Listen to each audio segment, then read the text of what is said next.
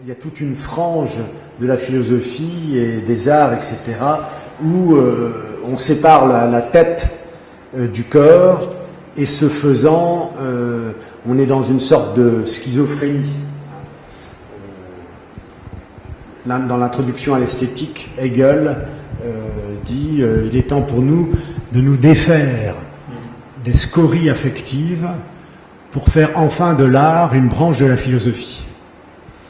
Quand il dit ça, effectivement, il donne bien à voir que pour lui, le corps, les émotions, la sensibilité, c'est de la merde, quoi.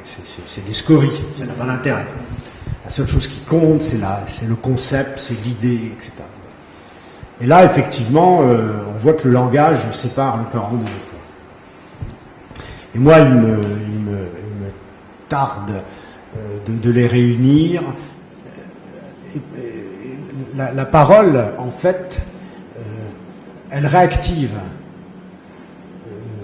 C'est comme, de façon très simple, dans le sport, dans les sports de combat, dans les sports même de tennis, de football, on voit les dire, allez, vas-y, rentre dedans, etc. Il y a tout ça, tout un ensemble de paroles comme ça qui sont faites pour relancer la machine, pour réactiver le corps, etc. Donc il y a déjà ça.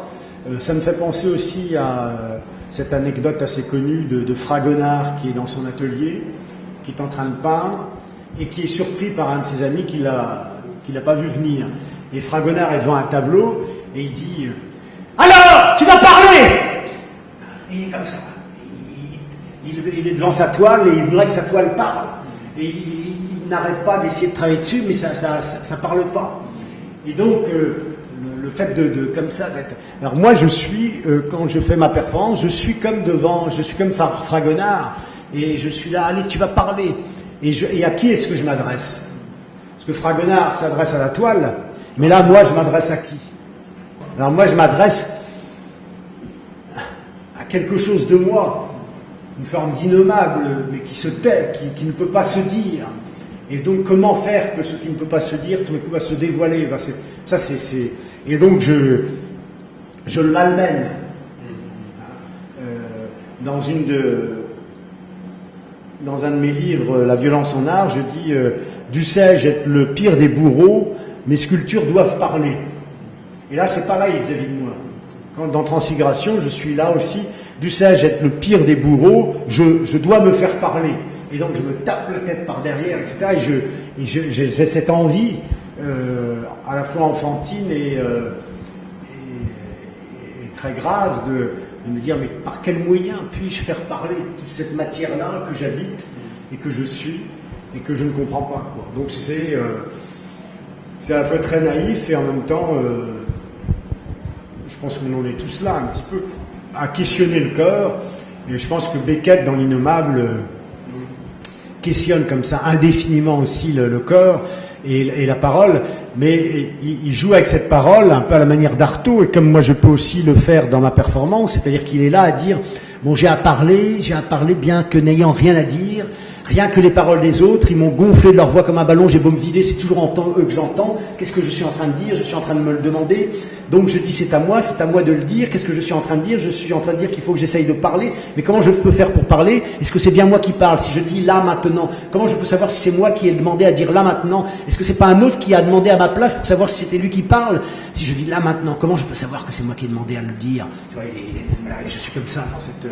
Et les mots arrivent par devant moi, et est-ce que c'est moi qui les fais venir? Je parle avec les mots, mais comment je peux savoir si par exemple là je dis libellule, hérisson, poids de senteur, éperdu, tête, viande, apostrophe, coincé entre deux portes. Bon.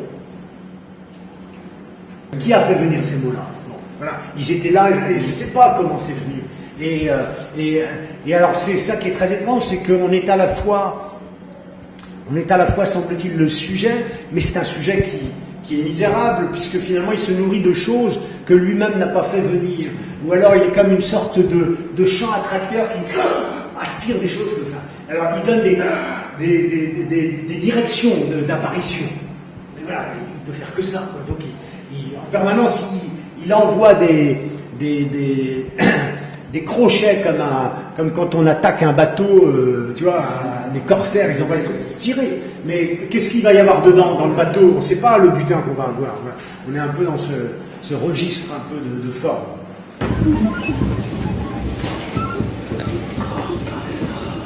Ça n'est pas encore ça. Tire dessus, tire là. Chante-le.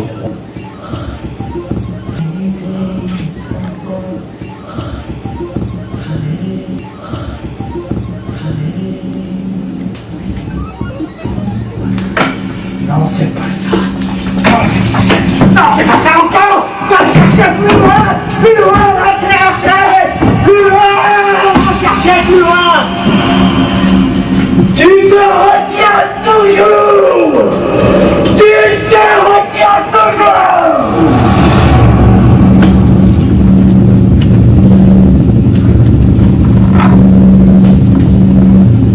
On est dans une forme de morphogénèse où ce qui se crée est une sorte d'hybridation entre un sujet qui se tient à peine lui-même et tout un ensemble de scories, de mots, de mémoires, de souvenirs qui vont venir s'agglutiner à lui pour lui permettre à nouveau d'être un nouveau sujet qui va alors avoir un autre regard sur les choses, et à partir de là et de quoi il va pouvoir juger autrement, et à nouveau il va renvoyer, et donc on a ces boucles de rétroaction positive permanente de soi sur soi, et ce machin-là s'autorise toujours à dire moi, mais on ne sait pas pourquoi, très bien, hein, si ce n'est qu'il y a une vague continuité entre un début et une fin, mais en attendant, entre ce début, la naissance et la fin, la mort, il y a tout un terreau qui a fait fleurir des tas de choses. Et ce terreau incroyable, c'est le corps, c'est cette mémoire qu'on a en nous, c'est toute cette histoire qui nous entoure, etc. Or, dans ma performance transfiguration, quand je me recouvre de terre, moi aussi je perds quelque chose. Je perds quelque chose de fondamental, savoir la vue. Et perdant la vue, je deviens comme une sorte de samouraï qui va traverser une forêt et sans se poser la question de s'il prend la bonne direction ou pas, ou le bon chemin, etc., mais il traverse. Et sans se poser la question des questions morales ou des questions de quelque sorte que ce soit, ou du résultat. L'important, c'est la traversée. L'important, c'est la traversée. L'important, c'est d'essayer d'aller au plus profond de quelque chose. Et alors que quand on peint ou quand on sculpte, on ne peut pas s'empêcher, on commence à faire quelque chose, puis on recule un petit peu, là. On regarde, oui, alors là, je vais tordre ça, etc. Là, dans Transfiguration, on est là, tac, tac, on tord le truc, on est là, et voilà, tu ne peux pas sortir, tu peux pas sortir, tu n'as plus de distance. Et là, c'est intéressant parce qu'en fait, se donne à voir quelque chose d'étrange qui est ce frétillement des doigts sur le visage, etc., qui va très vite, comme si la main, le toucher en savait autant, sinon plus que les yeux. Et puis, se donne à voir aussi quelque chose de très complexe qui est toute cette part du hasard, qui a un rôle énorme dans la création, aussi bien dans le domaine de la vie, la biologie, la mutation, etc. Les mutations, c'est bon. Et en plus de la mutation, là, il y a bien entendu une sorte d'interaction avec le sens du toucher. Et puis ce que je voulais dire surtout, c'est ce qui est intéressant pour moi dans Transfiguration, c'est cette détermination qui est mise à nu. Quand on voit une peinture ou une sculpture, on ne réalise pas qu'en fait il y a des heures passées et que ce qui est donné à voir, c'est la dernière surface, c'est-à-dire le dernier instant, le moment où le peintre dit « allez, je touche plus ». Mais il y a eu plein de c'est comme dans un dépôt sédimentaire, quoi. Il y a eu plein de superpositions, de couches, etc., qui sont très belles aussi par en dessous. Et ce qui est très très beau aussi, c'est cette traversée de la première couche à la dernière. Et là, c'est ce qu'on voit dans Transfiguration.